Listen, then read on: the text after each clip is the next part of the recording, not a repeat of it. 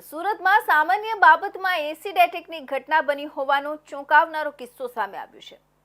કાપોદ્રા વિસ્તારમાં પાનનો ગલ્લો ચલાવતા દુકાનદારે ઉધારમાં સિગરેટ આપવાની ના કહેતા રત્ન કલાકાર દ્વારા દુકાનદાર પર એસિડ ભરેલી બોટલ ફેંકવામાં આવી હતી, જેના કારણે દુકાનદાર દાઝી ગયો હતો।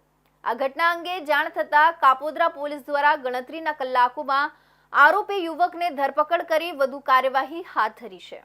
કાપોદ્રા વિસ્તારમાં સત્યનારાયણ સોસાયટી ખાતે શિવશક્તિ શેરી પાસે રામ પ્યારે રામ સ્નેહી કુશવાહ પંડિત પાન સેન્ટર નામથી પાનનો ગલ્લો ચલાવે છે। ગત રોજ 31 માર્ચના રોજ રાત્રે આરોપી રત્ન કલાકાર રાકેશ બાબુભાઈ બારૈયા ગલ્લે આવી રામ પ્યારે પાસે ઉધારમાં સિગરેટ માંગતા દુકાનદારે આપવાની ના કહી હતી। ત્યારબાદ થોડી વારમાં એક બોટલમાં એસિડ જેવું પ્રવાહી લાવી બીભત્સ ગાળો આપી દુકાનદાર કંઈ સમજે તે પહેલા રાકેશે એસિડ જેવું પ્રવાહી દુકાનદારના મોઢા અને માથા ઉપર ફેંક્યું હતું। એસિડ ફેંકવાના કારણે દુકાનદારની ડાબી બાજુના ગાલ ઉપર, માથામાં અને ડાબા હાથના બાવડાના ભાગે દાઝી જતા ઈજા થઈ હતી। ત્યારબાદ આરોપી રાકેશ ભાગી ગયો હતો। દુકાનદારે પ્રાથમિક સારવાર લીધા બાદ કાપોદ્રા પોલીસ સ્ટેશનમાં આ મામલે રાકેશ વિરુદ્ધ ફરિયાદ નોંધાવી હતી।